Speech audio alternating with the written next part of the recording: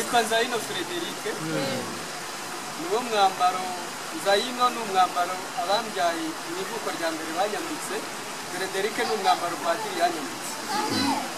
Shimiye Imana rero ko yambyaye bwa kabiri.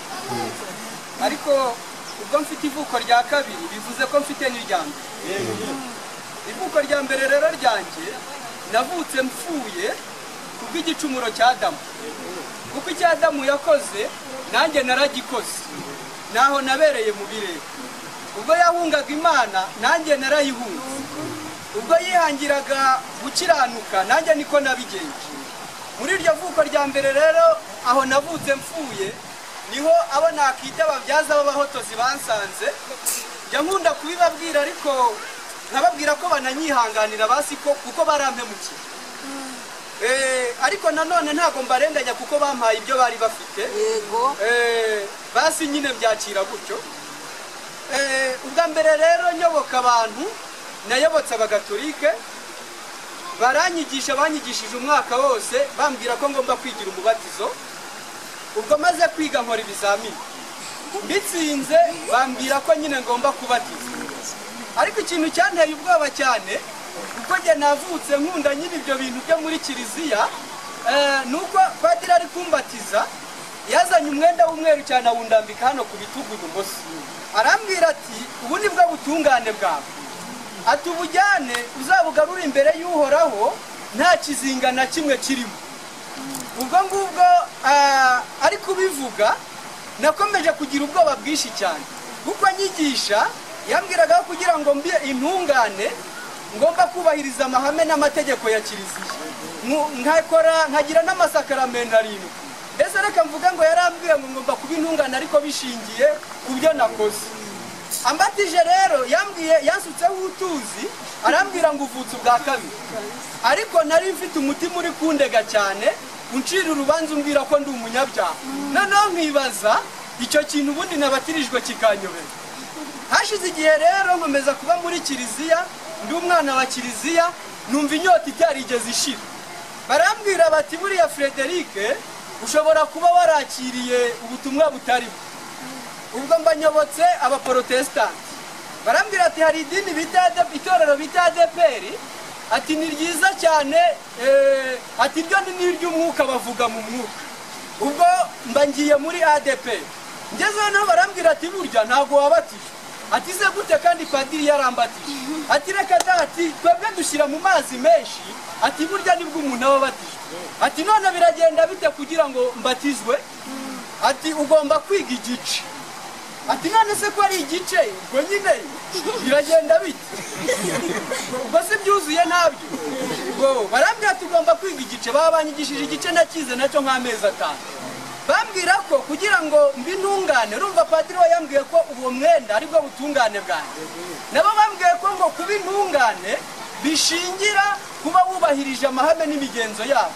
Wabyitwaramo neza wanitwara neza muri rubanda ukaba intungane. Niga igice rero ndakiga maze kukiga barambwira ati Frederic rero twabonye rero n'umunyeshuri mwiza ubu tugomba kujya wubahiriza amahame n'imigenzo yacu kuko icyo uzica cyose uzaba ukoze icyaha kandi uzarimbuka. Nabyo nkomeza kugira ubwoba bwinshi cyane. Ubwo ngubwo barambatiza nabo muri Yorodani yabo mu mazi menshi. Bambatije ariko bambeshya ikindi kinyoma bambwira ko mvutse ubwa kabiri. Ariko sinari mbizi nabimenye mishuriwe ibyo bintu byose nabagamo ko bitari byo. Noneho inyota ntabwo yashize. Inyota idashize barambwira bati ubu ngubu nukujya ujya mu misozi no mu myobo. Nabyo ndabikora. Nkajya mu mazi nabyo ndabikora. Ariko n'ubundi nkomeza kumva ndi umunyabyaha. Noneho ndicara ndatekereza ngo atahari bwaba ari ubujiji mfite. Ati kuko banavugaga ko kugira ngo umuntu ahagarare imbere y'abandi agomba no kuba yarize. Baravuga bati buriya warize ubu nabizi cyane wabasha no gukomera muri ibyo bintu. Naravuga ati none se ikibazo ni amashuri ndabikora.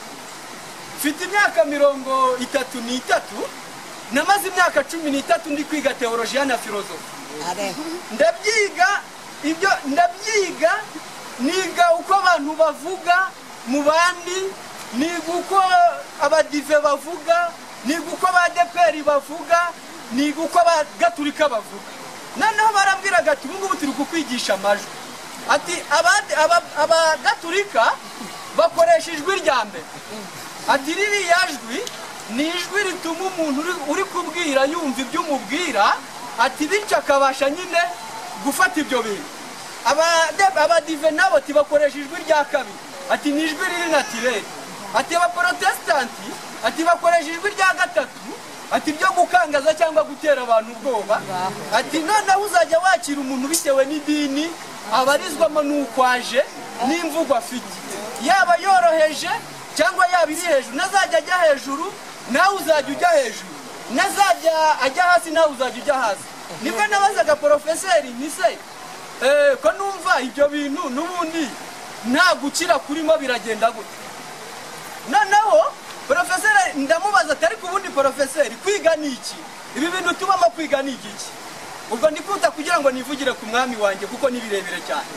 ati ibi bintu rero twiga ati umuhanga umwe yavuze ko twiga kwiba abandi ati rero urumva ko ari igihangano twiga kwiba abantu ati ariko bikakuyobora ku bugingo buhoraho bikanakuyobora ku mibereho ya hano ku isi ati urumva ni ibintu bibiri kwiga bifatanye nahise noneho ncanganyukira kubera yuko ikinyama nari mfite cyarutaga icy'abanyamadini iyo nababwiraga ibyo mfite baranyangaga kuko bumvaga ari bibarenze bigatuma banyanga bavuga ati Frederic azadutera kudeta azaduhira ubwo nagendaga rero nsayagurika dore ko burya nasanze no muri Bibiliya burya ziriya nyuguti atari zo zirimo ubugingo kuko mu masomo nafashe buri murongo twawigaga mu buryo butatu yose turayirangiza ubwo rero ntabwo wari kuzumbwira ngo muri Bibiliya handitse gutya icyo nari nkeneye ni umukiza kuko nari nshobewe ntacyo nari mfite cyo gukora abanyamadini bari banyanze kuko ngo nazanaga ibintu ngo biri hejuru cyane ngo bigatuma ngo naca abantu intege cyangwa ngo nkabagumura ubwo rero nagendaga ntazi icyo gukora kandi n'umutwaro w'ibyaha nari mwikoreye numva ndemerewe cyane naragiye mpura n'umugabo bitemire ku Kacyiru mu kazi kanjye njya nkora tuba turagiye ariko nakundaga kubaza cyane kubera ko icyitwa inyigisho yose dogitirine yose nabaga nyizi dore ko nari nageze ku nyigisho z'abantu bita abaliberitino cyangwa tukabitaga abalibero abo bantu bari bafite filozofi ivuga ngo Yesu Kristo ngo ntiyapfuye ngo kuko ngo we ni superstar ahubwo ngo ni Yesu Kristo w'icyubahiro ngo ntiyabambwe ahubwo yaje kubamba icyari mu mubiri we noneho izo nyigisho nazo zingira nabi cyane noneho bakanavuga ngo yaje noneho nazo tukabaza none se ubwo umuntu we yakira gute akabazabana n'Imana kuko njye nicyo numvaga nshaka nyiri na muto ya burya nibyo nashakaga nubwo nakomeje kurindagira no kuzimira mu ngeso noneho barambwira bati yaje kuguha ubumana bwari buri muri we ngo urwane nk'uko yarwaye uneshe nk'uko yanesheje utsinda nk'uko yatsinze ndavuga none se ubwo urumva ngira bitazaba ngombwa ko njya kumusaraba nk'abandi baravuga bati nyine nupfa utsinze uzaba utsinze ngo basi ntabwo bemeraga ko Yesu yaje afite umubiri ariko n'abanyamadini ntabwo babyemera kuko nyine nibyo batubwira n'ibishushanyo ubwo nagendaga rero aho naringeze mpura na Emile nakundaga kubaza cyane kuko umuntu wese nagombaga kumwumva kandi mwumva ibimurimo n'imbaraga bifite muye nawe tugeze kuri ambasade ya Amerika ndabyibuka natangiye mubwira atari kurabona uburyo hano hantu ari heza ariko naramushakaga kugira ngo numve ibimurimo ngo n'uburyo mucancereye noneho turabona uburyo hano hantu ari heza ati ni byiza ariko arambwira uti ibi byose buriya bizakurwaho bizarangira none se bigende bite ati tujya kwibera mu ijuru ati none se uzabayo ati nzabayo ati none se kujura ari ry'intungane buriya uriyo arambwira uti ndiyo bamaranye n'iminota nk'icumi ntabwo yigeze ambwira ibintu byinshi nta nubwo byari bivuze mu mvugo ihanitse ariko yambwiye ikintu kinyeganyeza ibitekerezo numva ndanyeganyeze numva nkozweho ndarwana kuko urumva ibintu nari mfite mu myaka 13 nari nabitezemo imibereho ya hano ku isi ndarwana ariko icyo yambwiye ikintu gikomeye nafashemo ni impamvu y'urupfu rwa Yesu Kristo ambwira ukuntu buryo bwa Yesu Kristo yapfaga Frederic nawe yarapfuye. Amena. Burya nubwo yarabambye na Fred yarabambye. Yego. N'ingeso ze n'ibyaha bye. Amena. Burya nabyo naho ngaho byari. Ubwo yapfaga ko Fred yapfiriye muri we. Mwumva noneho mwumva hari ukuntu biri kugenda bigenda. Noneho nanazabatse ko bari baratubwiye ko yabambwe noneho tukabamburwa. Ati ibyo bintu ni ibiki. Ariko nabyo naje gusobanukirwa ikinyoma kiri. Noneho mpitanja muri Yesaya. Ukuntu Yesaya amuvuga avuze ati inimba zacu nizo yikoreye. Amena. Imibyimba yacu niyo yacumikiye. Amena. Ati igihano kiduhesha amahoro cyari kuri Yesu Kristo yahambanywe n'umunyabyaha. Mpita numva ni Frederic bahamba. Ndavuga nti basi noneho Frederic yarapfuye byararangiye. Noneho dutandukanye kubera ko nari mfite filozofi ihagije. Nashatse kumubwira ko ibyo bintu usanzwe mbifite. Ariko nageze mu nzira sanga ubutungane muri Protestanti bigisha ubutungane bavuga ngo nukuva kuri sikari ujya ku yindi ngo no gukomeza. Ubwo bivuze ngo ni igikorwa kiba kitaruzuye. Mu badive nabo bakavuga ngo nukuva ku rwego uva kuri ka kantu ka mbere ujya ku ka kabiri no gukomeza nabo ntibyuzura ngo ni ibintu biba bituzuye. Noneho we yambwiye ubutungane ariko bwuzuye. Numva ni igikorwa cyamaze gukora. Numva ahubwo nakererewe kuba ndi muri ibyo. Noneho naragiye njya muri Bibiliya kuko nari narayirambitse kuko ntacyo wari kumviramo byose nari narabisoma. Noneho ahubwo numva itangiye kundyohera. Numva uburyo Paul yavuze ngo ariko noneho hariho gutungana kw'Imana.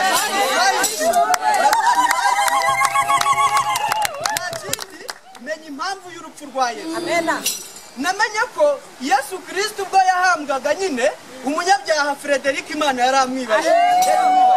Ariko Kristo azuka nzukira muri we n'undi muntu mushyashya. Yakanye isano na wa wundi wa mbere. Noneho ndavuga nti basi Yesu Kristo niwe gutungana kwanjye. Ariko nabaye nk'urota. Ndavuga nti se ndabigira gute? Hari abapasiteri benshi tuziranye. Hari abantu benshi tuziranye. Basi ndagenda mbaganiriza. Abamubwira ati Frederic ubundi ubwenge bwawe uzasara bwo kugenda ucukumbura ibintu. Uratangiye ngo uri intungane. Ariko basi nageze mu rugo mbibwira abana. Ndavuga ati mama we nasanze adahari. Ndavuga ati Teresa uzi ko nabaye intungane.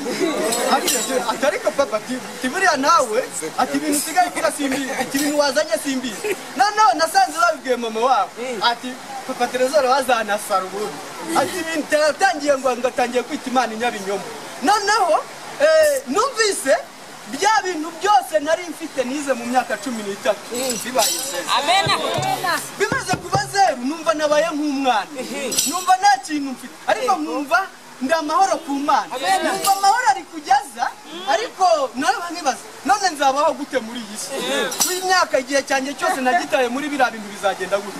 None nkumva uko amahoro aza aratesha agaciro bya bintu biri kumbwira ngo nzabaho gute.